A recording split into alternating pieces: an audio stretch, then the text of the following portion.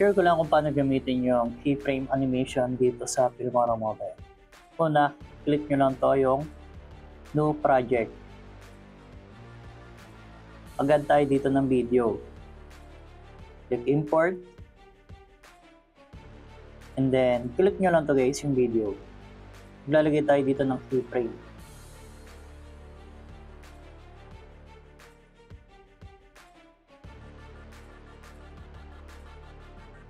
And then dito sa 5 seconds, tapat nyo lang dyan ha. Agad tayo dito ng keyframe ulit. Ngayon, balik tayo dito. Ayan. Zoom natin siya dito guys ha. So bale, nasa 3 seconds siya dito. Tinapat ko siya sa 3 seconds.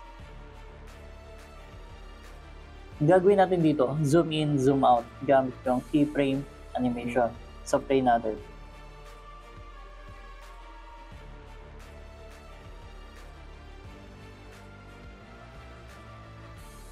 Next naman, tuturo ko naman kung paano gamitin yung masking tool dito sa Filmora Mobile. Una, click lang natin to yung new project. Ngayon, punta tayo dito sa stock. Gagawa tayo ng text, video text dito sa Filmora Mobile. Hanapin natin dito yung black background. Yung landscape ang kailangan natin. Ito. Import natin.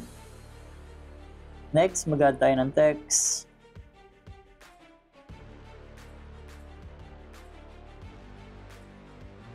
Type ko lang, asking. Ayan, lakayan natin.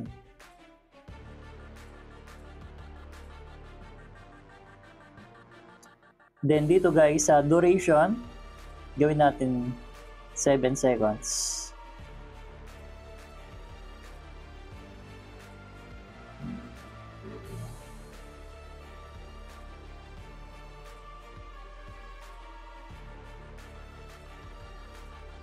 Okay.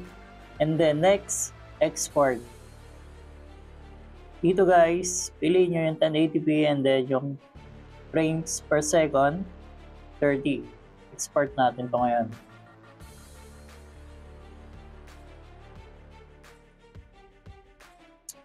Close natin. And then, click natin to guys, yung new project. Mag-add tayo dito ng video. Ito guys, adjust natin to. Ayan. Then next, mag-add tayo dito ng text video, yung ginawa natin kanina. Hanapin nyo lang guys to yung PIP. Ito guys, import natin dito yung video na ginawa natin. Nakayan lang natin to guys. Ngayon, paano ba tanggalin yung background na item na to? So, check nyo lang yan. Tap nyo lang to guys or click yung text video na yan. Hanapin nyo dito, Smart Cutout. And then, click nyo lang to guys, yung chroma key. Tapat nyo lang to dito. Okay? Next, mag-add tayo dito ng keyframe. Eto. Click nyo lang yung keyframe. And then, click nyo lang to guys, yung video. Hanapin natin dito yung mask. Eto, yung mask. And then, eto guys, click natin to yung liner. Adjust natin to.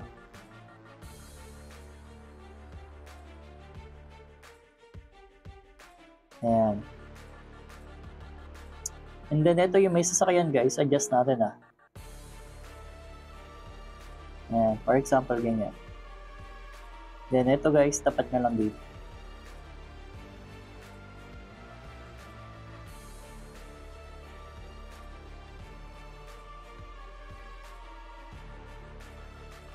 And then, check. Ngayon, play natin siya guys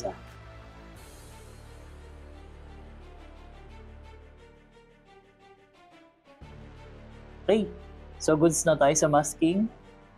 Next naman natin kung paano gamitin yung green screen effects dito sa Filmora. For example, new project natin. mag-add tayo dito ng video. Ito. Ngayon, mag-add tayo dito ng video na may green screen. Add natin dito guys. Click nyo lang to yung PIP. Ito, add natin to yung subscribe animation. Check natin. Play muna natin guys. Okay. Ngayon, lakayan muna natin siya. Then, click natin to guys yung video na may green. Then, hanapin natin dito guys yung smart cutout. And then, click nyo lang to guys yung chroma key.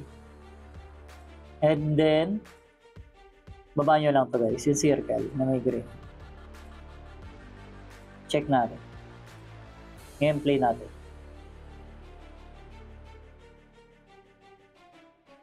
Okay? So, alam nyo na kung paano gamitin yung keyframe, animation, masking tool ng Filmora Mobile, and then yung green screen effects dito sa Filmora. Okay? Ngayon guys, kung meron kayong gusto nyo tanong, comment nyo na lang sa ibaba.